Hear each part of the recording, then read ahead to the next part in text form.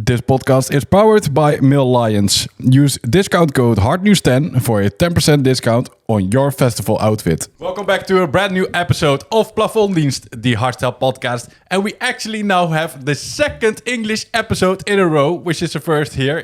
You need to really find the definition for PLAFONDDIENST in English, because how can we even describe this to the international audience?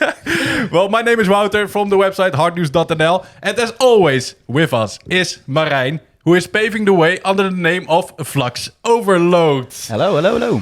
Marijn, okay, I have to ask, did you already practice your Scottish for today? Or are we hoping that our guests can understand our Dutch, English kind of... I don't know, but I haven't learned it, but I have a good friend of mine, and it's a good friend of yours as well, and it's called Bart. And he's always sending me just Scottish fits on Instagram from those reels. He's sending Scottish what? Fit. Yes, just Scottish fits. It's like an Instagram page full of his Scottish content. I really love the language or the accent, so that's really cool. Is that from the guy that is moving like in a winter wonderland from up the hill all downwards on his back? Probably. I don't know. It sounds like something that would happen in Scotland. Well, talking about our guests of today, because they have been redefining the raw hardstyle for over a decade. They started their uprising in Scotland and soon taken over the world with their empire. Later on, they have overdosed the scene with the first dose, the second dose, and the final dose. So how many dope can you have? But pushing the limits of the scene, they freshly released their Beyond the Horizon album. So these Acid Rain label bosses are really onto something. And especially with their Rebelion indoor showcase, they really rediscovered their melodic side. Please give it up for the Scottish duo, Rebelion. Hey. Hello. Raymond and Gary, how you doing, guys? Doing good, bro. Very good, bro. You sound all chill, man. Oh, yeah. We're zen, bro. Album's finished. I'm trying to figure out how I speak English for you guys, so Just be yourself. I'm going to speak really slowly for you. Need some good subtitles for this one, I think. Maybe AI can translate it directly with the... It doesn't work. Are you already familiar with the new AirPods that can live translate people's conversations? But when I notice people subtitling, like auto-generated subtitles for Scottish content, it doesn't work. That's how bad the accent is. No, but seriously, when we moved here, we were repeating ourselves all the time. So we were like, okay, we either need to slow down or we're going to just keep on repeating, you know? Yeah, we had to learn. My name is Gary. Yeah, we had to learn how to speak English when we moved to Holland. Oh, really? It makes no sense. No one understood us. Especially when alcohol was involved, you know, like a lot of people, they used to say, oh, we didn't even understand you in the beginning. And we'd be like, yeah, that was for the best. Because what we were saying was not good. So. Well, if I have to talk English, I prefer to be a little bit more drunk. I don't know why, but then you automatically speak. It's the Dutch courage, right? Dutch courage. I always find that weird though, like when you meet someone who's like either drunk or fucked up and they can speak perfect English. I'm like, how do you do that? I have no clue. I think you lose any courage or something. You do have more courage to... it's a confidence thing. Yeah, more confidence. Everyone has more confidence when they're drunk, right? Because I tried to, I do try and learn Dutch. And I can understand almost everything, but speaking it is so hard because you need to be confident, you know? Yeah. And even if you miss a pronunciation, then you feel like shit and you just say, okay, I'm just going to leave it, you know? And we can always open up some cans of Stealth, maybe. Yeah, and we'll get... Talking about Dutch courage. Well, talking about Scotland, actually, because, the Rebellion origin, it started in Scotland. But how did you guys even get in touch with the harder styles? Because Scotland is not really on our radar as a hardstyle country, am I wrong for that? No, you're pretty right. It's always been underground, but dance music in general is quite a big thing in Scotland. The difference probably is that in Scotland, people like everything at the same time instead of being like, you know, I'm a hardstyler or I like hardcore only or something. So when we grew up, it was pretty much you liked a bit of everything and no one really called it or defined it by one word. It was normally just, you know, dance music. So yeah, there definitely is and was a lot of hardstyle, but it was just mixed in with like Darren Styles, you know, like Scott Brown was also quite big when we were younger. But Showtech as well. Like they were the kings. They were massive Scotland. in Scotland, yeah. And So, later on, was there a particular after movie or a particular track that you guys heard and you were like, damn, this is the type of music that I really want to make?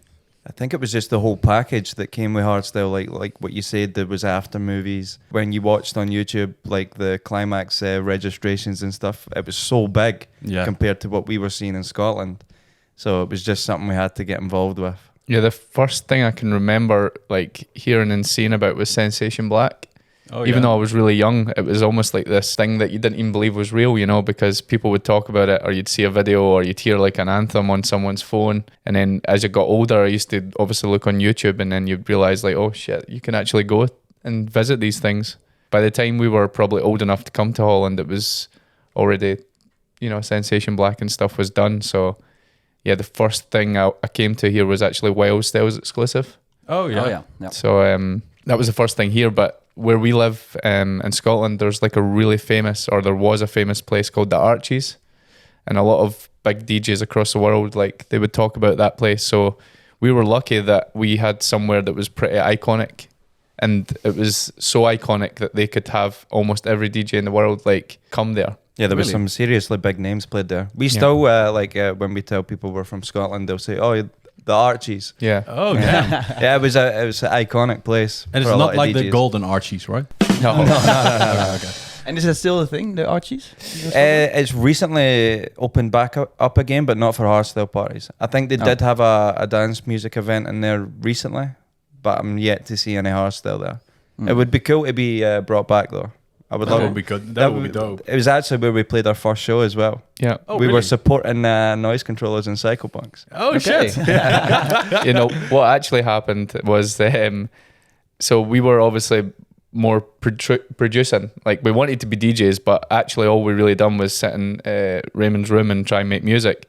So I was trying to get us out there. So I spoke to a lot of promoters, but obviously they didn't know who we were. So most promoters were like, yeah, we'll think about it, or we'll keep in touch. And then out of nowhere, I got a message from a promoter that said, a support act has pulled out and we need a support act. Can you guys play in 2 weeks in the Archies, which is like really big. That was a dream coming through, I think. Yeah, well, the funny thing is of course we said, yeah, let's do it. And he was like, you guys can DJ, right? and we said, yeah, of course. Because we thought, if we can make music, then DJing's easy. You guys were bluffing. We were bluffing. Bluffing, mate. And, Never touched a pair of decks in our lives. and we went over to a guy's house who was like a local DJ, and it was like, we were so bad, and we were like, what are we going to do? So we went out and bought a DJ controller. Oh You know, with a laptop the and all-in-one stuff. mixers. And like we were just like, we thought it would just be okay, and we turned up there and we're like, got these bags and these things, and everyone was like, what the fuck is going on here? Yeah, we didn't actually play on the CDJs because we realized like it was different from the mixer we were using, so we just brought the fucking mixer with us. So we had a laptop and like, you know, like, But you didn't have to use it at all, right? Then, or No, we had to use it. We had to plug it in and you set had to it plug up. it in. Okay. Yeah. Oh damn. And that was another thing because no one was there to set it up with us. So we just had to we were unplugging stuff for the actual mixer and we're like, shit, is this gonna cut out the system and stuff? in the end, it was actually probably more work than yeah, just. 100%. We should have just pre-recorded the set and press play. Well, what a great first performance. yeah, pre-recorded first performance. Okay, and how did you even get together? Did you already knew each other from back in the days, or how did you get started? Yeah, we went to school together and we also used to go to the football together. But Gary's a few years older than me, but that's how I kind of knew him, was from going to the football and being at the same school, and he had the same group of friends kind of as I did. He was already going to hardstyle parties and I was obsessed with hardstyle and I really wanted to go, so eventually we started going together over to Holland, like Hard Bass, Decibel, Defcon, and yeah, that's how we knew each other. You had a lot of weekend trips towards the Netherlands. Yeah. Yeah, for Rebellion was created at 6:30 a.m. at Hard Bass. Oh shit!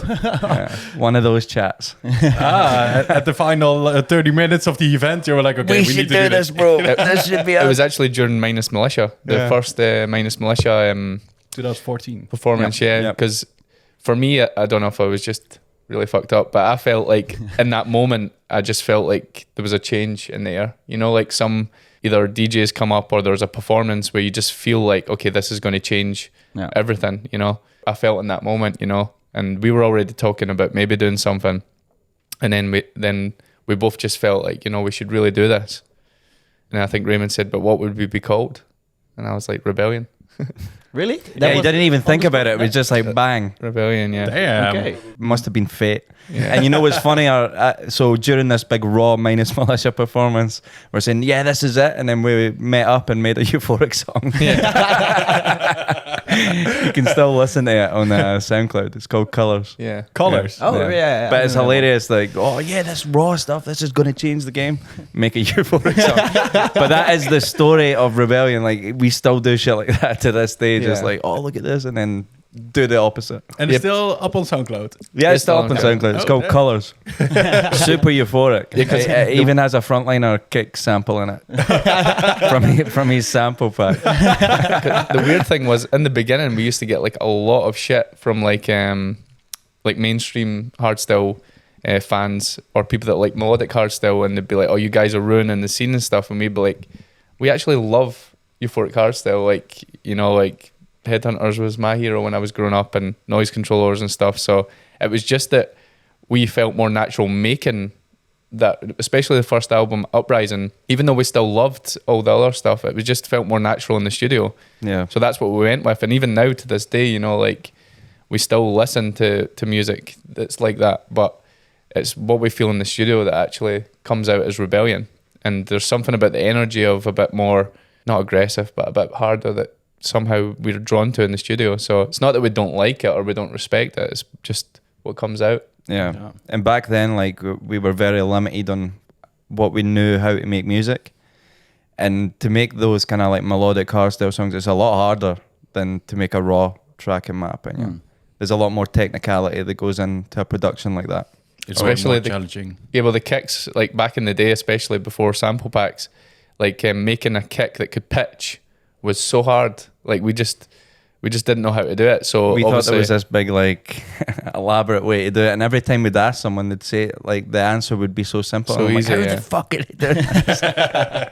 But then we realized in raw, like, you know, you don't need to pitch the kick really. No. So we were like, yeah, that works for us a bit easier. That suits us. Yeah, And that's how Rebellion started. basically. The Z-Hound kicks. So yeah, you're talking about the pitch kick. So there's like that switches tone, as in dun, Yeah, dun, under dun, the dun. melodies. Yeah, Like yeah, so yeah. when you have a melody, basically. Yeah, we didn't know how to do that, so No. that's why we just chose to make raw. And at what point were you thinking, okay, we just started Rebellion, and now it's really getting us at some places? Believe it or not, like we worked for a long time. Like I said a minute ago, we were producing in Raymond's bedroom, and then we realized, you know, this is not going to work here because, yeah, his parents were maybe starting to get a little bit pissed off with us. So we found this place where it was like where a rock band were practicing, and they said, yeah, you can just come in there. So we could go there anytime. So we spent maybe like a year in there, and nothing was really happening because, I don't know if you remember, but back in the day, if you were like a raw act, the entry was to get loudness. Like so you would try and get loudness.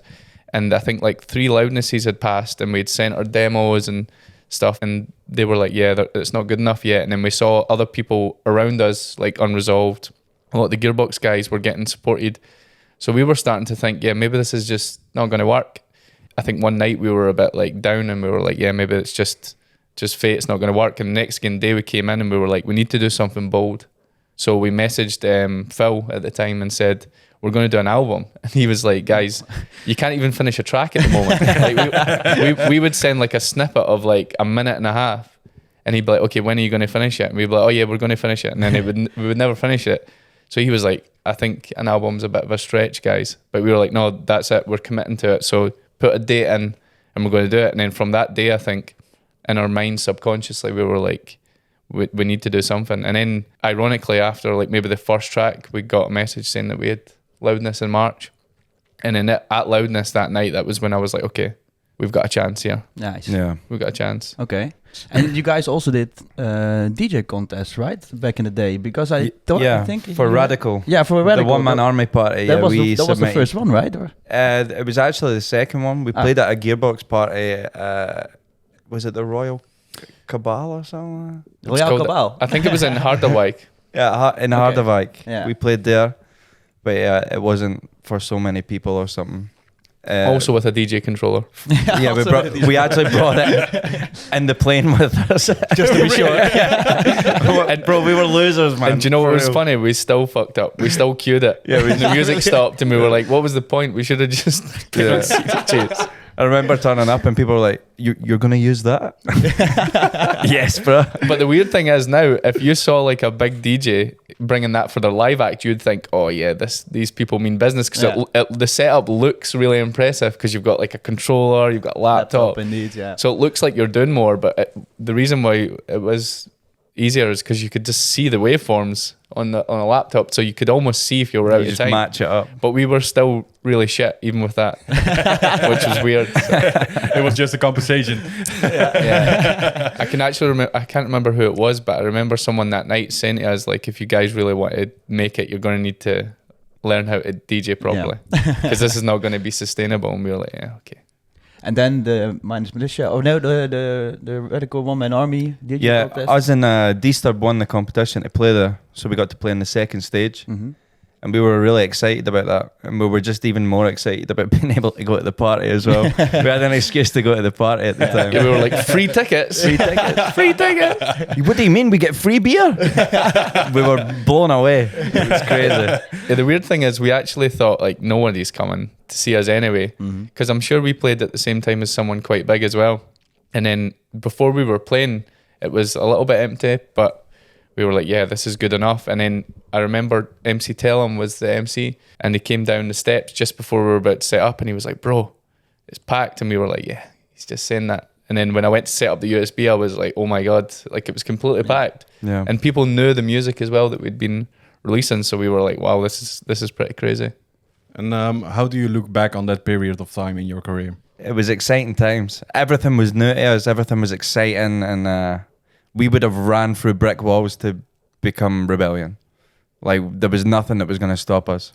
Yeah. Like, we were fucking obsessed. Not to go too deep, but at the time as well, we discovered the law of attraction. So The Secret, it's called, and it's basically about manifesting, right? And I discovered that, and I thought, like, we should give this a try. So I came in the studio one day, and I said to Raymond, we should put the home screen as hard bass, because no matter how long it takes, we should, like, visualize that that's where we're playing. So even when we were in the studio, like, making music, we were visualizing hard bass. And from the day we put that as our home screen, it took us 16 months to play hard bass, and that was from nothing. Damn. So yeah, that's really insane. Yeah, it sounds like really deep, but it's a true story. So yeah, we were obsessed though. Our whole life was about hardstyle. If we didn't have a booking, we'd be going to a party. Yeah, it was so cool to be on the same stages as the people that we really looked up to, and eventually starting to work with them. You know, we our first collabs were with like Detox, Warface, Delete, and we were like, "What the fuck is like going on?" Like, we were so buzzing about it. Living the dream. Yeah, literally, yeah. How cool is that, man? And you entered the scene with an album, and you did loads of releases on Gearbox as well. Yep. And eventually, you founded your very own label, As It Rain, of course. But why did you started that label? As in, did you need to find a new home for your music, or what was the thought behind it? Yeah, we've always been like we've always wanted our own kind of label, but we just never felt that the timing was right, you know. And then I think after COVID, we were like, okay, let's do our own thing. It kind of just snowballed from there. It was originally only meant to be like something that we thought was just for us, like a platform for us. And then obviously as it's went on, we've wanted to add more and maybe become more of like a movement and stuff. But yeah, originally it was just for us to release our own music there, yeah. Well, and eventually you also released your Beyond the Horizon album over there and loads of other albums. We're going to talk about that in a little bit. We're going to move to our first segment of this podcast, which is called the PLAFONDDIENST. Yeah, this PLAFONDDIENST is our regular chapter in the podcast where we talk about your festival frustrations. So if you bump into one, send us a voice recording towards @PLAFONDDIENST the podcast, and then we'll talk about your frustration in this episode. And yeah, this one went in our inbox. And I'm really curious what you think of this, guys. Here we go. Hola amigos, I am Eric from Spain. I love the podcast. And congrats to Gary and Raymond on their second album this year. Regarding a festival frustration, when I moved to the Netherlands, I always wanted to go to Epic because closing the year with a festival is always amazing. Unfortunately, it was cancelled and never coming back. Okay, if my Spanish is really, really up to speed, muchas gracias at first. And second is he moved to the Netherlands, was about to visit Epic, as in the New Year's Eve closing, but then unfortunately it got cancelled. So basically the frustration is parties that get cancelled. Yeah. Which is quite a big frustration, isn't it? Of course. I think the New Year one is just it's a Dutch thing. In Holland, a lot of the Dutch people, they have tradition and New Year, don't they? And they like fireworks and stuff. So I think every party in New Year suffers in Holland as general. So I don't think that's the party's fault. I think it's just culture. Yeah. So I know what that one he means. Because it was called something else, Freak Show. Freak Show. Yep. Wow. Yeah. And it used to be Countdown. Countdown as well. Yeah. But I think in general, most people just want to party at their own place or something. Yeah. With close friends, just enjoying the new year, of course. Yeah. And to go to a party, like a lot of people did that back in the days, but I don't really think that's now a thing in hardstyle anymore. So No. I kind of understand that it got cancelled, Epic. Yeah, but to be honest, we play different countries obviously now in New Year, and they're always full. So I definitely think it's a Dutch thing. Yeah. I think they just like fireworks and stuff. Yeah, and you guys did also an anthem, right? With Devil Wild, I that's believe. true. Yeah, we done one with Dion. Yeah. That was for Epic. Epic. Yeah. Even though it's like not really big of a thing in Holland to have those parties at New Year's Eve, but they always make it like really spectacular with the countdown indeed, and the top 100 from Q-Dance. I believe, right? At least the top 10. Yeah. So what was the one back in the day called? Like really back in the day, that was a big thing. It was a Q-Dance party. Yeah, the countdown. Countdown. Countdown. Was that what it was called? Yeah. Countdown with a Q and the Freak Show also with Freak a Q. Show. Yeah. Yeah. And Epic did as well. Yeah. What a coincidence. Yeah. There was one in Brussels called Fuck New Year. That was really unreal. good. Yeah, it's insane. Yeah. Really Fuck awesome. New Year. It's called, Fuck New Year's Eve. What a start of the year. Yeah. But that's also with multiple genres, right? As Yeah. in house and techno and hardstyle as well. Yeah, before us was like Psytrance. Oh, damn. Yeah. But that was popping off, bro. Yeah. Like for real, I was like, oh shit. But is there now a gap of a New Year's Eve party in the Netherlands? Yeah, of course. I don't really see any party doing it, but maybe that's for a reason. Yeah, well, maybe Do you in the know hard what I dance scene. I don't know how it's in other genres. That there's verknipt with multiple locations in hard techno doing a New Year's Eve party. Yeah. But in hardstyle. Not so much, yeah. Yeah. New business idea, guys. Let's go. PLAFONDDIENST the New Year's Eve. New Year's Eve. 200 tickets. Shit. Damn. No, but so this frustration of our listener, we can't really solve it. No, but in general, I think like most of the years back in the days, in January there were no parties at all. Yeah. But now we have like 4 or 5 parties during like big parties in January this year. So Yeah. Yeah, you used to have exclusive was the end of January every year, and then the next big one was Hardbase. Yeah, indeed. Yeah, that was indeed the case. And now you have Project One coming and the 3rd of November or 3rd of January. Supremacy Classics. Yeah, indeed. So Gearbox indeed. Yeah, and like a Isn't few more. Gearbox 3rd of January, is it? Oh, I thought it was between Christmas and New I Year. think it's in January this year. No, it's in January, at the end of January. And so first you got 2 shows of Project One and the Gearbox party as well, Supremacy Classics. So, similar crowd as well, right? Yeah. No, but to phrase it in your terms, January is packed. Fact, yeah. Okay. Packed. Perfect. Moving on towards the Beyond the Horizon chapter, because you just released a fresh new album, your 2nd album in a year. Yeah. Damn, what is going on in the studio? What are you guys cooking? It's like we're bipolar though, you know, like you listen to one album, like they're two completely different things. So I think that's why it works so well, because like once you've emptied your tank making all the raw and crazy shit, you can focus on something that's completely different that we also still love to make. So so Overdose was really like aggressive and it's hard. it's like a different part of your brain that makes it. Well, that other part that made it more melodic and more uplifting Rebellion kind of sound. Yeah. When did that duality really start to take shape? Is it something you switch on and off, as in, okay, now we go hard and then we go melodic, or? Well, we've been doing it since the beginning. I think even Uprising, there was one track, Another Day, I think was that was Empire.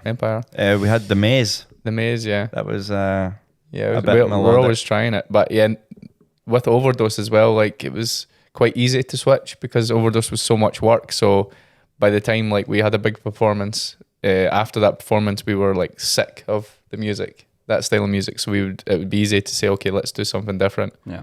And how do you look back on those Overdose sets and albums? What did you think of it? Still insane. Yeah. Obviously, when we started Overdose, we didn't have any expectations of what it was going to be, and it obviously grew into something much bigger than we anticipated. It was a lot of fun working on it, but and also the visuals and stuff. It's like so thought out, and then with the whole rainbow colored lasers and stuff, you know. Yeah. And also the up-tempo tracks, those were really popping off, right? Yeah. SFX or something. Side effects. Side effects. Yeah. Yeah, the rainbow thing was just we always thought, you know, when you're at a party, like it used to be really one color at a time. Yeah. And then we asked Last Blast, like, why don't they do, or is that possible? And they were like, yeah, of course it's possible, just people don't do it. Just give us everything. We literally put everything on. We literally told them that. Yeah. When we were saying like what we wanted, we said we just wanted it to be like ADHD, like as much as we can put in, you know, like even the intro, we just thought like make it something that people will be like, whoa. Yeah, there were like really a lot of reels that said, how many lays do you want at Rebellion? Yes. But the funny thing is, everyone does it now. Yeah, of course. So we noticed that even when we were playing as Rebellion after Overdose, like the last couple of tracks we would play, like wherever we played, they would do the rainbow lasers anyway. So it became quite a thing, but yeah. Oh, that's cool though. But also because the Overdose albums were really, really something different. But one of the albums even reached like the Spotify Global Top 10 charts for brand new albums. That was crazy. I think it was the one we released this year was 1 million streams in one day. 1 million streams in one day. Yeah, it was nuts. And the weird thing is, that's why you can never categorize like music, is that we made that music only for a live experience. So it was not to listen to at home, obviously, and done the opposite. Well, I'd done both.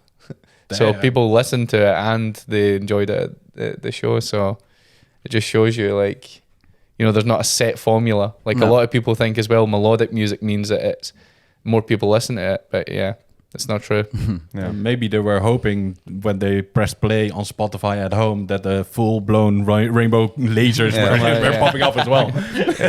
So some people that go through those like viral charts just looking for new music must have got so scared. Like, oh, this is a top 10 album. Let me check this out. Boom. Overdose swerving their cars driving home from work. Well, and you just released Beyond the Horizon, a fresh, melodic yet powerful take on your signature sound. How did the concept of Beyond the Horizon started?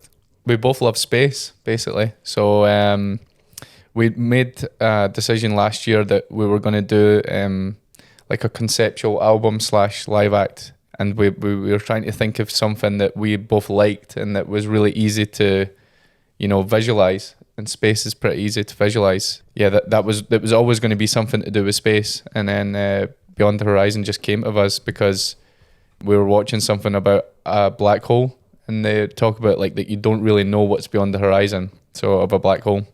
So we were saying maybe it can be like the music is what is beyond the horizon. And then that was really how it begun.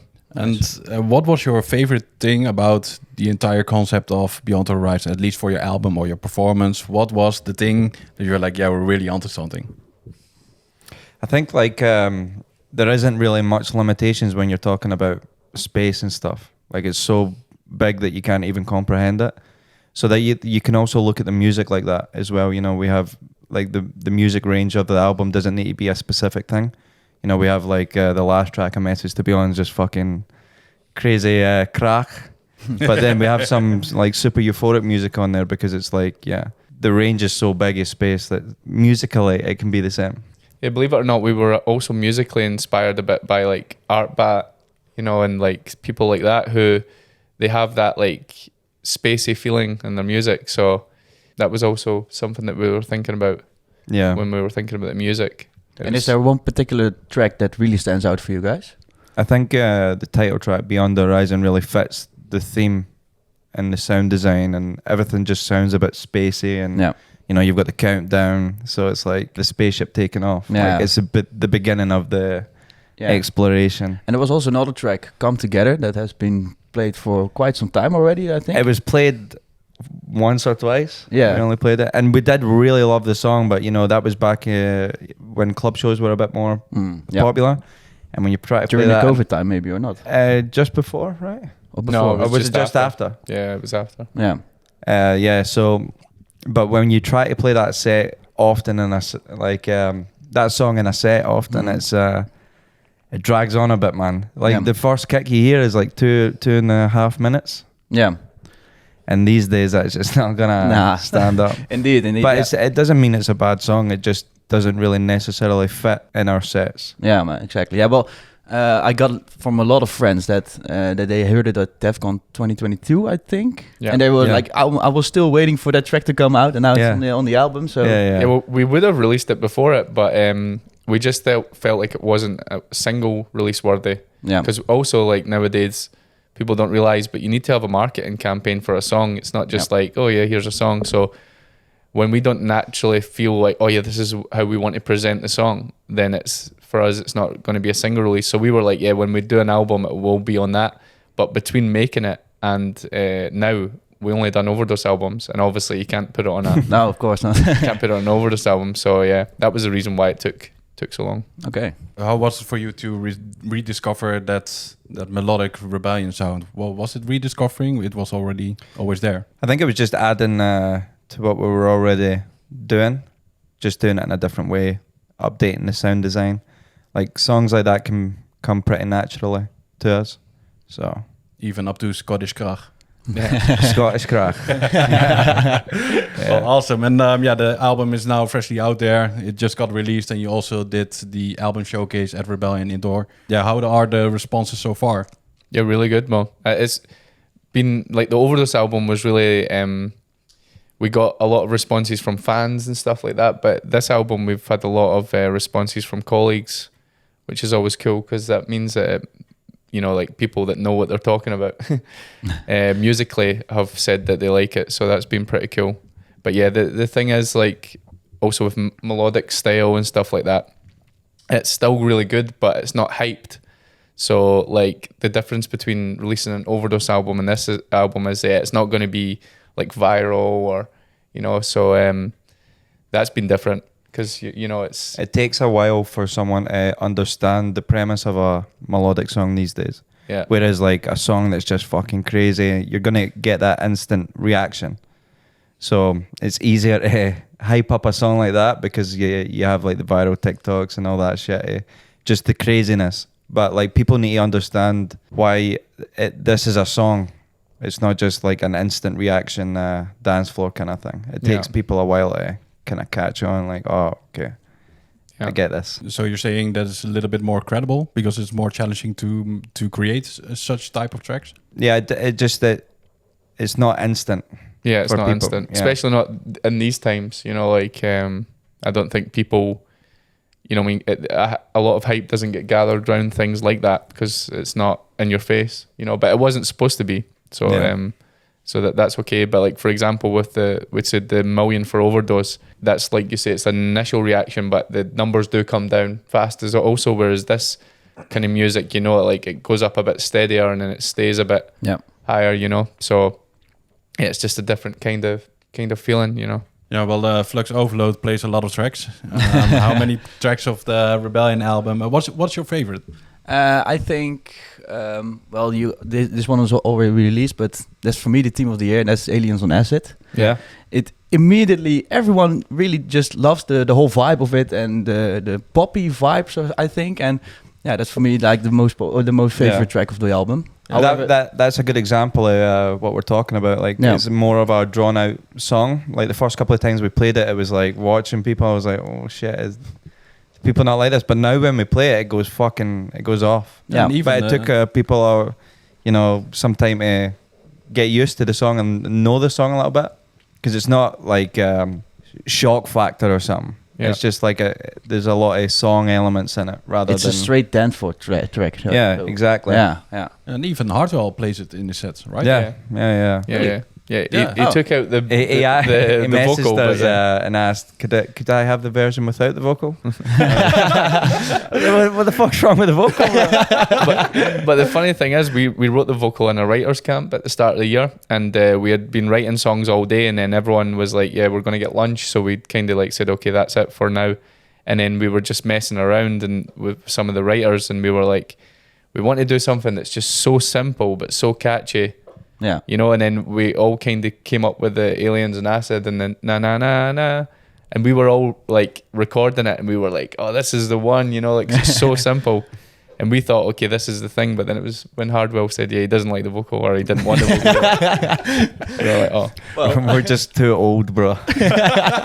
Well, truth to be told, Hardwell also asked like a version to remove or to change up some I think little parts. he does it with a lot of guys. Yeah. I think so. I think he even added like a Rihanna vocal in it. Yeah, actually, I quite liked it. It was cool. Rihanna on Acid. Yeah, Rihanna on Acid. Cool. Talking about Marijn playing some tracks, he also plays another segment in our podcast, which is the top 5. In this top 5 is just a regular list of Marijn putting up some shit together, and it can be about everything, literally everything. So Marijn, what have you been cooking? I got the top 5 artists you'll instantly recognize based on their haircuts. And I'm gonna show you guys some pictures, and I'm really curious if you guys know who they are. So, the first one. Oh, come on.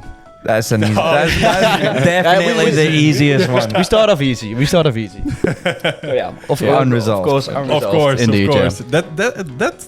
Randy. Oh shit! Randy. but that hairstyle. That's he's really starting sideways, but moving towards the mohawk. Yeah. It's like only the front of his head got wind from the side. And then it's like more like, I'll just leave it like that. I think it is getting closer to the middle as time goes on, though. I think if we do a time lapse in 5 years, it will slowly come over. Like the Tower of Pisa. Okay, number 4. Yeah.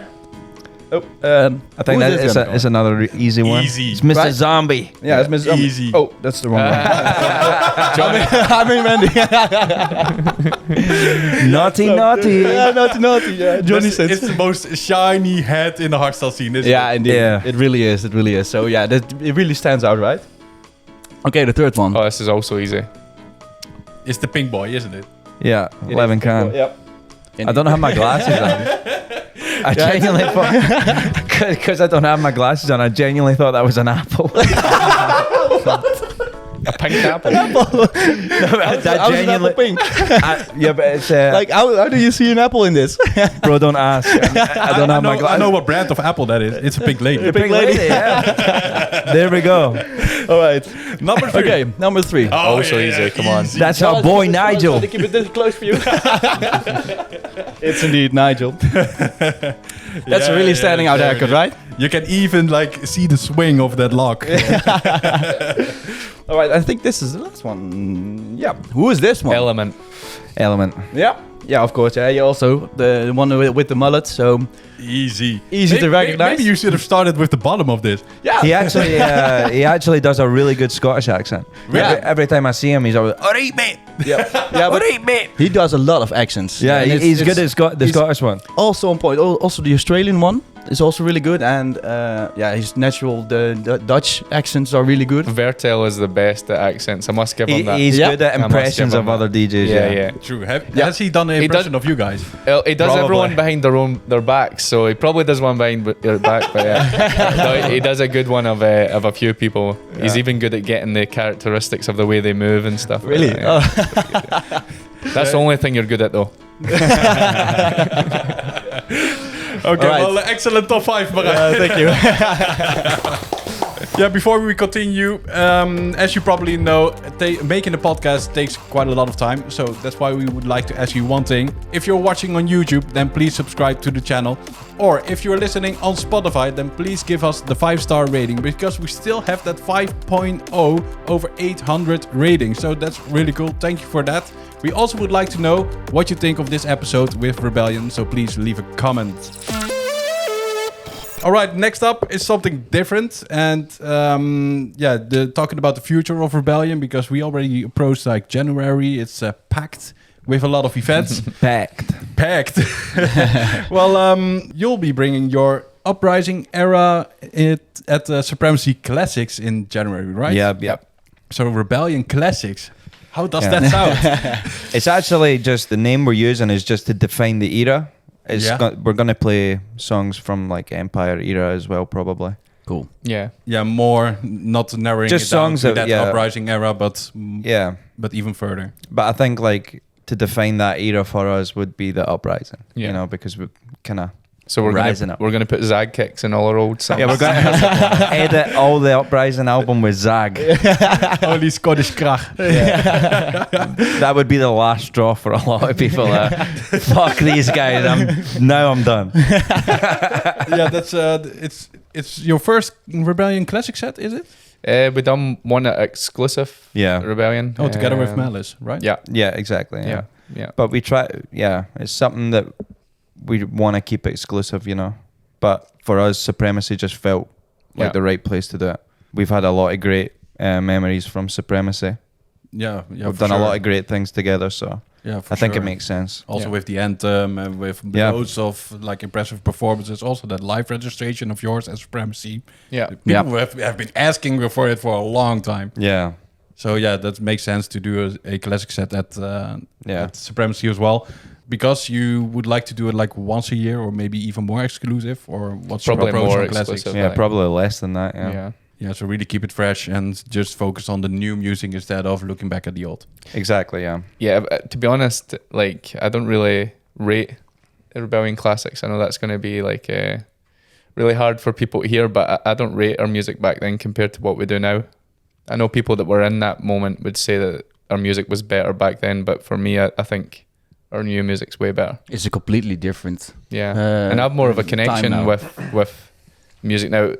The period in time for Uprising was obviously really special, and the performances and the things. But yeah, I always knew when in that moment we could do better musically. Yeah, like I felt like we were just at the beginning of that, you know. So yeah, when I actually just listen to the music on its own, I'm not like thinking, oh, I love that, or I would love to play that or something. I don't have that at all. And if they want to listen to Rebellion Classic, they should just listen to the Indigo set at 26th edition of DEFCON, right?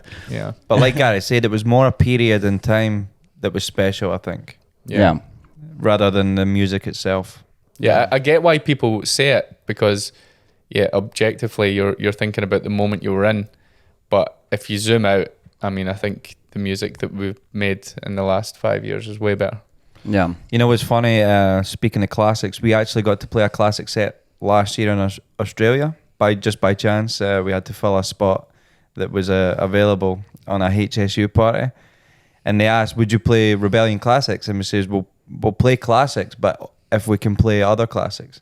Rock classics, and I think we played maybe like 2 or 3 Rebellion Classics, and the rest was just songs that we loved. And it was like one of the best sets we've ever played, like enjoyment level. Yeah. Oh, damn. Yeah, but it's also like you guys also have the memories of those guys, of those tracks, right? Yeah. And that's probably for the most people that really enjoyed your classic. Yeah. You actually know that they have a kind of a memory of it, so they instantly hope you'll play it one more time, right? So then it's the exclusivity Yeah. for Supremacy Classics. That will be like a real high point, hoogtepunt, highlight of the evening for a lot of Rebellion fans. So. Yeah, for sure. Yeah, the actual lineup as well is really good. It has all the people that you would want to see as well. Well, you'll be guys enjoying as well. We'll be there all day all from day. doors opening, and if you see us performing with sunglasses on, don't ask any fucking questions. You got to be on the horizon sunglasses now. Exactly.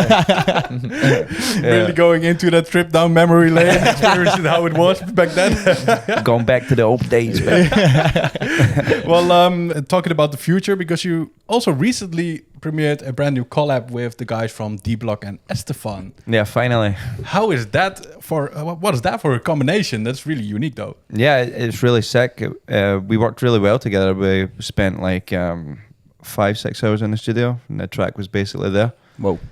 So, yeah, it was a fast one. We done a little bit of work in our studio after we left, just small things, and then it was done. Yeah, they've always been quite a big inspiration for us. You know, like I think they are the epitome of hardstyle. Like they represent for me what hardstyle is. Like they refresh enough, but not too much. You know, like everything always sounds like D-Block and Estefan, but I feel like there's still freshness Evolving every time. You know, the consistency is insane. Yeah, they always stay on top with their Yeah. whole sound design and stuff. So. Yeah. Like you see from their party last weekend. Yeah. Like when they play all the songs, you realize that almost every one of them's a hit. Yeah, true. To some level. They And played that's only insane. 3 tracks they didn't play. Yeah. I don't know which one they were exactly, but 3 tracks they didn't play from their whole catalog.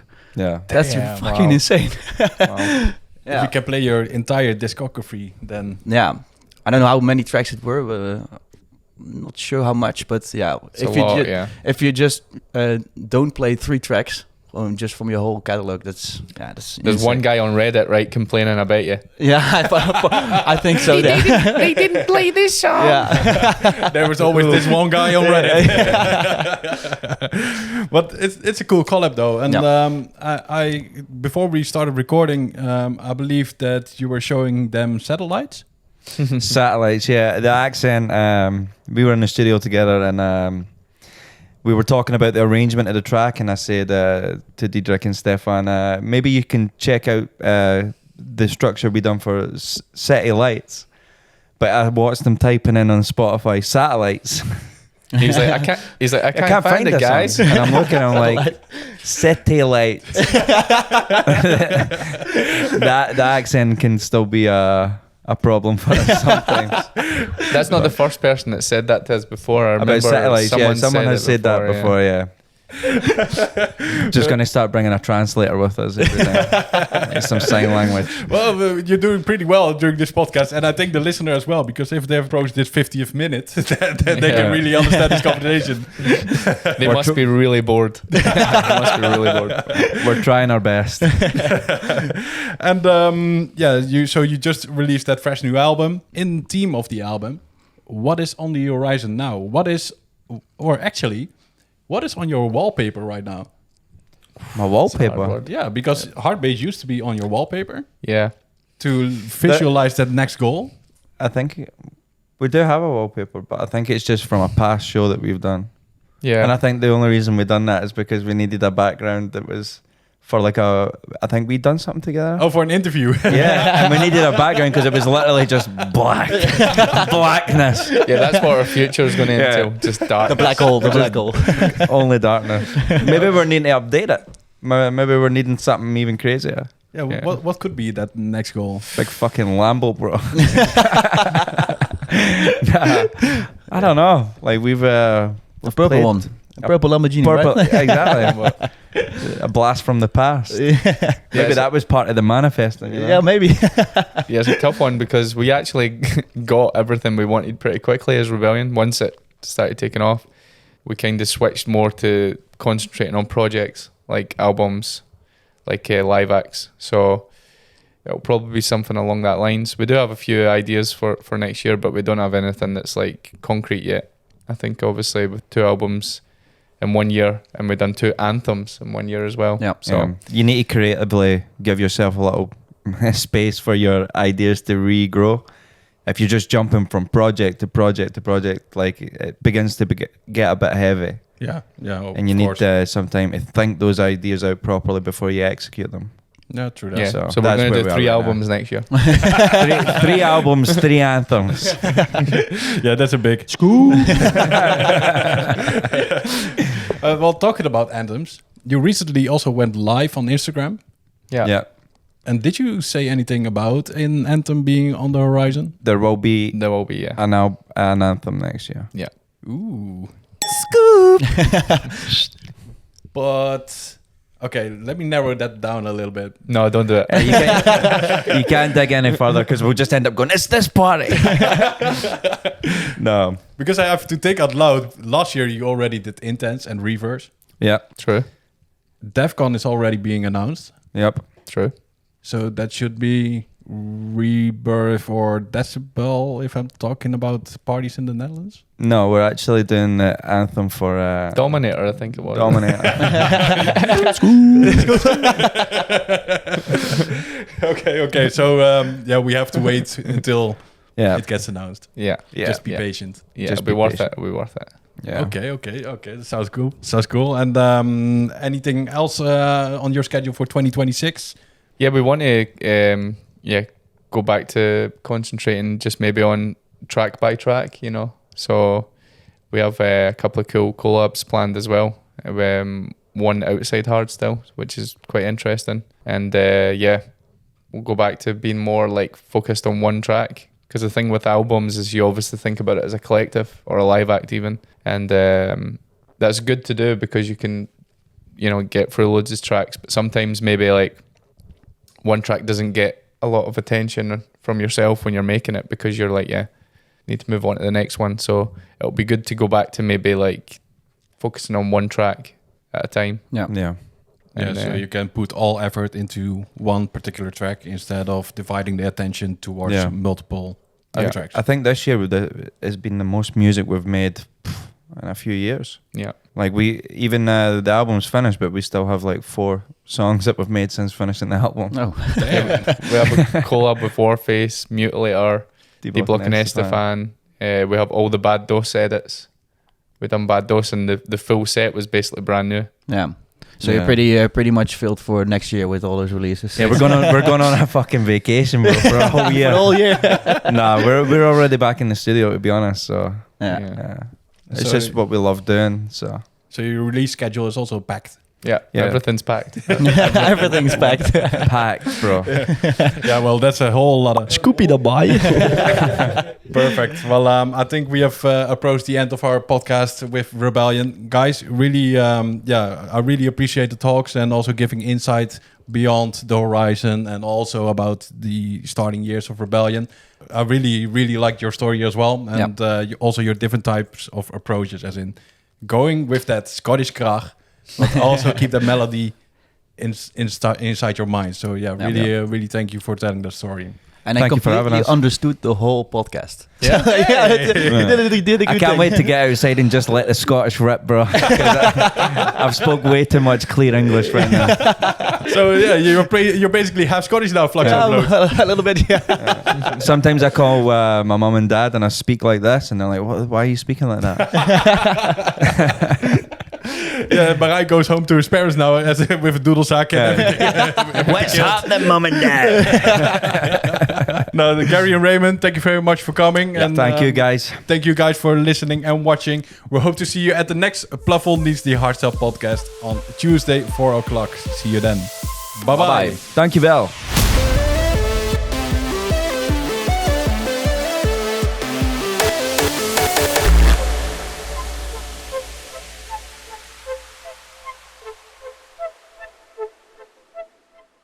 This podcast is powered by Mill Lions. Use discount code HARDNEWS10 for a 10% discount on your festival outfit.